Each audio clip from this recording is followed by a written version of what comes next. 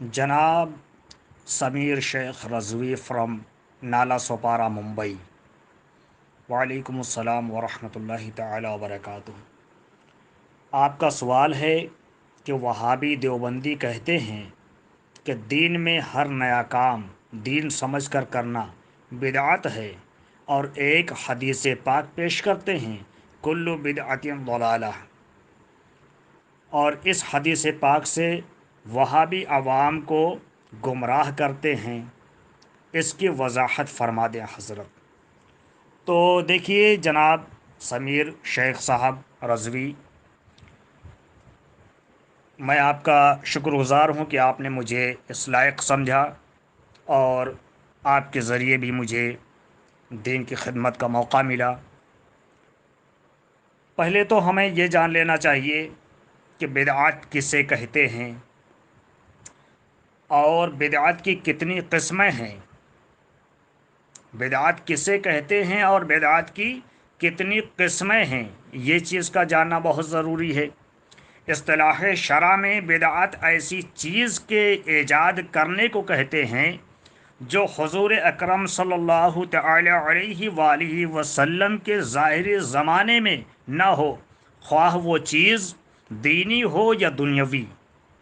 और बिदअत की तीन किस्में हैं। इसमें बिदअत की तीन किस्में हैं। पहली बिदअत बिदअत हसना, दूसरी बिदअत सय्या और तीसरी बिदअत मुबाहा। ये हो गई बिदअत की तीन किस्में हैं। बिदअत हसना वो बिदअत है जो कुरान व हदीस के उसूल व क़वाइद के मुताबिक हो और उन्हीं पर क़यास किया गया हो।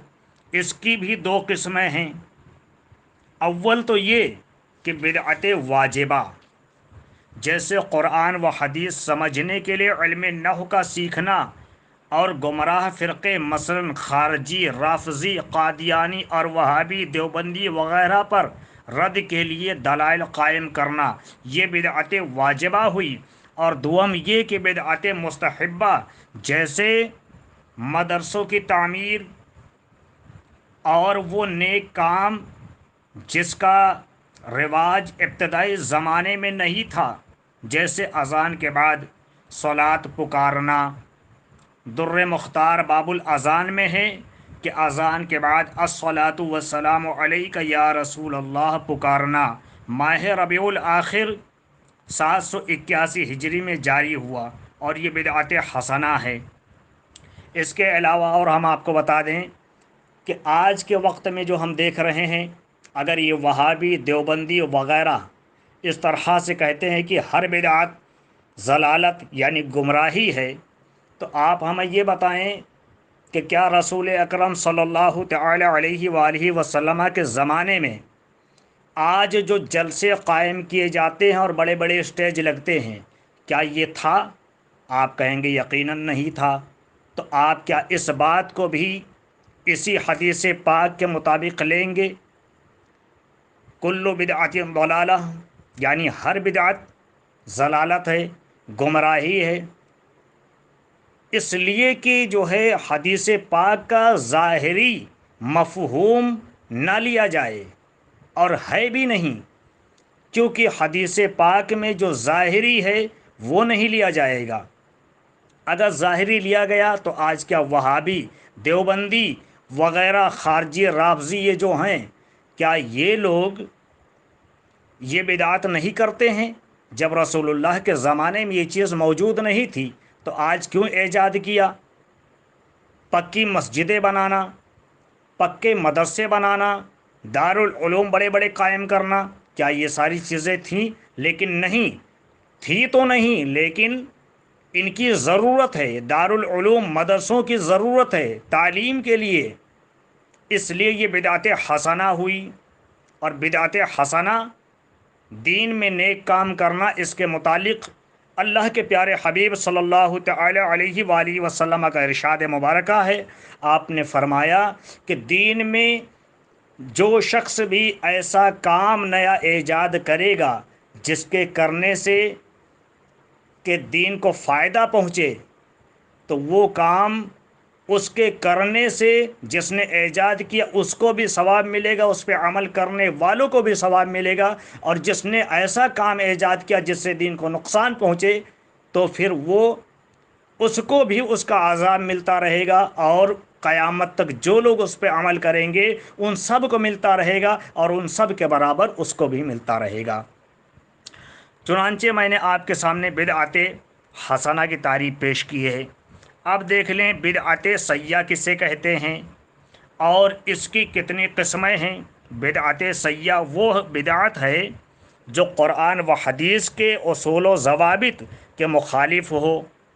اس کی دو قسمیں ہیں، اور بدعت اول تو یہ کہ بدعت محرمہ، جیسے ہندوستان کی مروجہ تعزیہ داری، فتاوی عزیزیہ ملاحظہ فرمائیں، رسالہ تعزیہ داری اعلیٰ حضرت رضی اللہ تعالیٰ عنہ، اور جیسے اہل سنت و جماعت کے خلاف نئے عقیدہ والوں کے مذاہب، اور دوم یہ کہ بدعت مکروہہ، جیسے جمعہ اور عیدین کا خطبہ غیر عربی میں پڑھنا، اور بدعت مباحہ کسے کہتے ہیں یہ بھی جان لیں، جو چیز حضور صلی اللہ تعالی علیہ وآلہ وسلم کے ظاہری زمانے میں نہ ہوا ہو، اور جس کے کرنے نہ کرنے پر ثواب و عذاب نہ ہو، اسے بدعت مباحہ کہتے ہیں۔ جیسے کھانے پینے میں کشادگی اختیار کرنا اور ریل گاڑی وغیرہ پر سفر کرنا، یہ ساری چیزیں بدعت مباحہ میں آتی ہیں، یعنی اس کے کرنے اور نہ کرنے پر نہ تو ثواب ہے نہ عذاب ہے۔ حدیث شریف میں جو یہ حدیث پاک موجود ہے، کل بدعت ضلالہ، کیا اس سے کون سی بدعت مراد لی جائے گی؟ اس حدیث شریف سے صرف بدعت سیئہ مراد ہے۔ دیکھیے مرقات شرح مشکات جلد اول صفحہ 179، اور اس لیے کہ اس بدعت کی تمام قسمیں مراد لی جائیں جیسے کہ ظاہر حدیث سے مفہوم ہوتا ہے، تو فقہ، علم کلام اور صرف نحو وغیرہ کی تدوین اور ان کا پڑھنا پڑھانا سب ضلالت و گمراہی ہو جائے گا۔ تو آپ ہمیں یہ بتائیں، کیا یہ ساری چیزیں وہابیوں اور دیوبندیوں کے یہاں نہیں ہیں؟ اگر یہ اس کو بدعت سیئہ کہتے ہیں یا گمراہی کہتے ہیں تو یہ ساری چیزیں گمراہی ہوں گی؟ نہیں، اگر اس چیز کو یہ دین میں ضروری ہے اور اس کے بغیر کام نہیں چلنے والا ہے، ظاہر ہے کہ ہم ہندوستانی ہیں، انڈین ہیں، بھارتی ہیں، تو اب ہمیں عربی سیکھنے کے لیے اور اپنے بچوں کو سکھانے کے لیے ہمیں اس چیز کی ضرورت ہوتی ہے، صرف نحو وغیرہ اور جو بھی ضروریات کی چیزیں ہوتی ہیں۔ مثال اور ہم آپ کو دے دیں، جیسے کہ آج کتابوں کے نئے نئے نام رکھے جاتے ہیں، جس نے جو کتاب لکھی اپنے عنوان پر اس عنوان کا نام اور اپنا نام رکھ دیا۔ بخاری شریف جیسے ایک کتاب ہے، صحیح بخاری شریف ہے، تو کیا رسول اکرم صلی اللہ تعالی علیہ وسلم کے زمانے میں یہ کتابی شکل میں موجود تھا؟ یقیناً نہیں۔ یہ جس طرح سے آقا علیہ الصلوۃ والسلام نے بیان فرمایا اور صحابہ کرام نے سنا، اپنے سینے میں بسا لیا، اور بعد میں پھر مفسرین نے، محدثین نے اسے اپنی اپنی کتابوں میں لکھا جو حفظ کیے ہوئے تھے، تو ایک یہ کتاب کی شکل میں اس کو رائج کیا گیا۔ یہ بھی ایک بدعت ہوئی، اور یہ بدعت حسنہ ہوئی، یعنی اچھی بدعت ہوئی۔ اگر اس کو بھی اگر گمراہی کہہ دیا جائے، کل بدعت ضلالہ میں لے لیا جائے، تو بتائیے ان محدثین کے تعلق سے کیا خیال ہوگا ان کا؟ پھر اسی طرح سے اور تمام کتب احادیث جو لکھی گئیں ان کے بارے میں کیا کہیں گے؟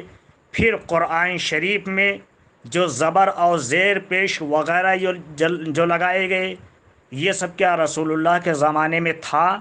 نہیں تھا۔ کتابی شکل میں قرآن شریف لکھا جانا، یہ ساری چیزیں آخر صحابہ کرام نے کیا۔ تو اگر ہر چیز کو بدعت سیئہ میں لے لیا جائے گا تو بچے گا ہی کیا؟ دین میں نیا کام وہ جو ایجاد کیا جائے جس کے کرنے سے دین کا فائدہ ہو تو وہ گمراہی نہیں ہے بلکہ باعث برکت و ثواب ہے۔ اب میں آگے آپ کو بتاتا چلوں کہ کیا بدعت حسنہ اور سیاح ہونا حدیث شریف سے بھی ثابت ہے یا نہیں؟ تو آئیے ہم آپ کو بتائیں کہ ثابت ہے اور یقیناً ثابت ہے۔ بدعت کا حسنہ اور سیاح ہونا حدیث شریف سے بھی ثابت ہے۔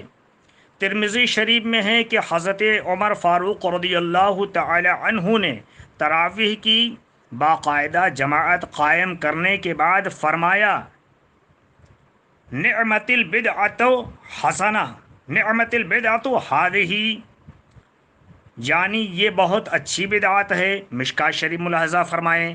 اور مسلم شریف میں حضرت جریر رضی اللہ تعالی عنہ سے روایت ہے کہ رسول اکرم صلی اللہ تعالی علیہ وآلہ وسلم نے فرمایا کہ جو اسلام میں کسی اچھے طریقے کو رائج کرے گا تو اس کو اپنے رائج کرنے کا بھی ثواب ملے گا اور ان لوگوں کے عمل کرنے کا بھی ثواب ملے گا جو اس کے بعد اس طریقے پر عمل کرتے رہیں گے، اور عمل کرنے والوں کے ثواب میں کوئی کمی بھی نہ ہوگی۔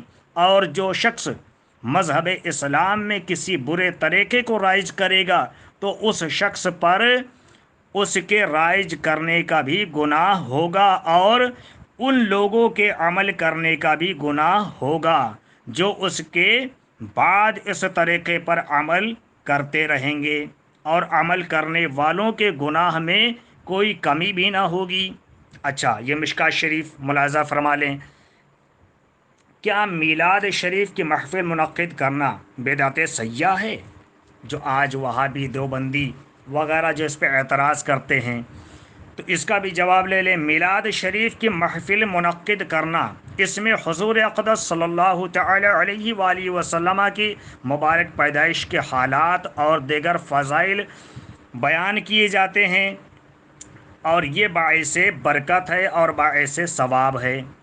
اسے بدعت سیاح کہنا گمراہی اور بدمذہبی ہے۔ کیا حضور صلی اللہ تعالی علیہ وآلہ وسلم کے زمانے میں میت کا تیجا ہوتا تھا؟ میت کا تیجا اور اسی طرح 10واں 20واں اور 40واں وغیرہ حضور علیہ الصلوۃ والسلام کے ظاہری زمانے میں نہیں تھا، یہ نہیں ہوتا تھا، بلکہ یہ سب بعد کے ایجاد ہیں اور بدعت حسنہ ہیں، اس لیے کہ ان میں میت کے ایصال ثواب کے لیے قرآن خوانی ہوتی ہے، صدقہ و خیرات ہوتا ہے، اور غربا و مساکین کو کھانا کھلایا جاتا ہے، اور یہ سب ثواب کے کام ہیں۔ ہاں، اس موقع پر شادی بیاہ کی طرح دوست و احباب اور عزیز و اقارب کی دعوت کرنا ضرور بدعت سیاح ہے، یعنی اس میں غربا، یتامہ، مساکین، ان کے لیے ان کو کھانا کھلانا باعث برکت و ثواب ہے، اور میت کو بھی اس کا ثواب پہنچتا ہے۔ میں سمجھتا ہوں کہ آپ نے بدعات کے تعلق سے اچھی طرح سے سمجھ لیا ہوگا، اور اگر کوئی بات نہ سمجھ میں آئے تو پھر آپ سوال کر سکتے ہیں، انشاءاللہ تعالی آپ کو سمجھا دیا جائے گا۔ السلام علیکم ورحمۃ اللہ تعالی وبرکاتہ۔